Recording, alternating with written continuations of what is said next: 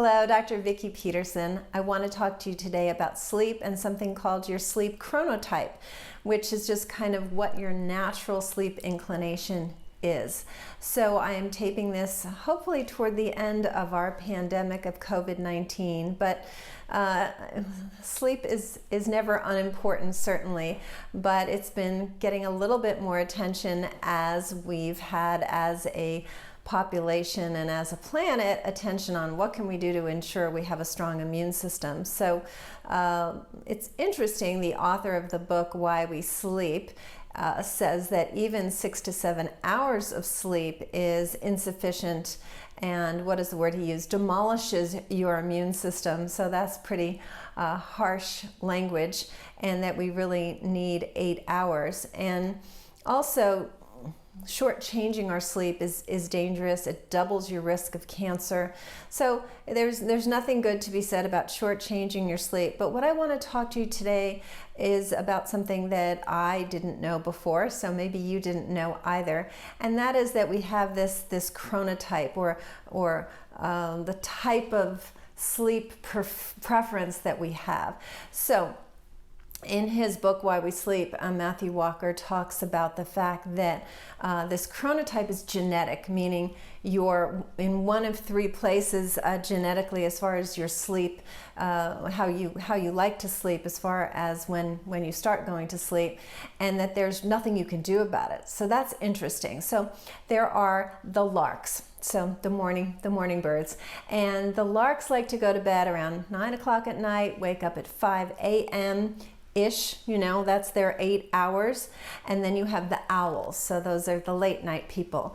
They like to go to bed 1 or 2 a.m., then wake up 9 or 10 a.m., and then everything else is in the middle. So you have your extremes, of arising at like 5 or 6 a.m., or getting up at 9 or 10 a.m., and then you have the middle people. So I'm a middle people, and it's about 30% on the extremes and 40% in the middle, so pretty evenly distributed, actually.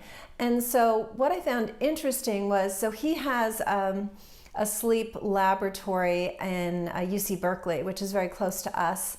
We're in Silicon Valley as well, but here's where it gets interesting, is the way sleep goes is you have what's called your deep sleep, and then there's your REM sleep, and they happen in 90-minute cycles. So we know we need our 8 hours, but we also need a nice balance of deep sleep and REM sleep. So the percentage of deep to REM changes as you go through your night. So let's say you're a lark and you like to go to bed around 9 p.m. and wake up at 5 a.m. So you're going to get more of your deep sleep in the first part of your sleep cycles, and then it changes. You're still having these 90-minute cycles, but it's heavier in the deep at the beginning of your sleep cycle, and in the latter half of your sleep cycle, it's heavier in the REM. So, and that's just the way it is. So that's why you don't want to cut anything short. But what he talked about was that our society tends to favor the larks and the in-betweeners and disfavor the owls. And I think you can see easily why that's true. Think of you, if you're an owl and you have to get up at 8 a.m. or 7 a.m. to go to work, but your preferential time is to wake up at more 9 or 10 a.m., where are you shortchanging? You're shortchanging on the latter part of your sleep cycle, and because more REM sleep happens in that latter part, you're shortchanging your REM. So what's significant about that, what they've proven in their studies, is that when you shortchange REM, you're more likely to be anxious, depressed, and moody. And apparently the owls fall into that category quite strongly, which makes sense based on how they're interrupting their sleep cycle.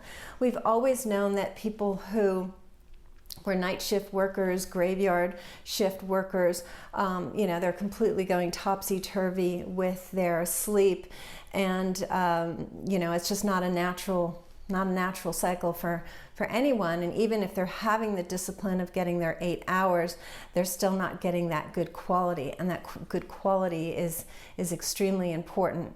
So the risks are really across the board. So everything you want to avoid: heart disease, diabetes, obesity, cancer,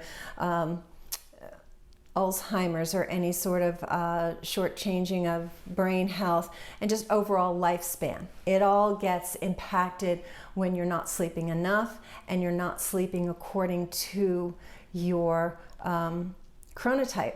So a little tough. It's not the easiest news. I like to be more the bearer of good news all the time. Now, of course, 70% of us, by this research, fall within either the LARC or the middle cycle. So we're fine in what life typically demands of us. But that 30% who are owls, and you know who you are, can you work your life around that? As a student, can you choose later classes? As an employee, can you choose to arrive to work later and stay later and work within that? Certainly you can use the research why we sleep if your boss is amenable.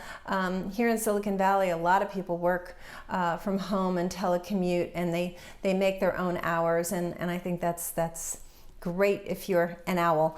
But something to really think about. So you can't shortchange your sleep no matter what, but really assess, and you know who you are. It's very easy.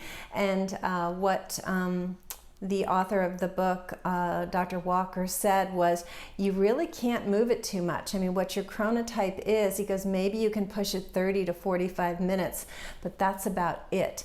And so I found it rather fascinating. I hope this is helpful in two directions. One, if you can do some changing of your cycle to accommodate your chronotype, then do so. And then also the appreciation of the value of sleep and the value of the 8 hours. And then I want to finish with what I can help you with, which is that if you are somebody who is, you know your chronotype, you're going to bed at the right time for you, but your quality of sleep isn't there. You're awakening, you're having trouble falling asleep, you're having trouble staying asleep, and or you seem to sleep, but you wake up and you're just not feeling rested, then any of that is a problem in what your body is doing versus what it's supposed to do when you sleep. And what we find is the two major systems involved in poor sleep quality from that regard is the digestive immune system and also the hormonal system. So one or both of those need some retweaking and rebooting to get to that great sleep that you really need. And gosh, I've always joked about the fact that if I could just have a battery pack that I could take out and put a new one in, I'd be happy and I would never have to stop. But the realities are that sleep is required. It's absolutely necessary, and shortchanging it just doesn't seem to be an option if you want ideal health. So I hope that was valuable. If you're having trouble with your sleep from those viewpoints that I mentioned, then please reach out. We're very good at normalizing sleep and optimizing its quality, and that's a huge boost to your health overall. So give me a call, 408-733-0400. I'll talk to you soon.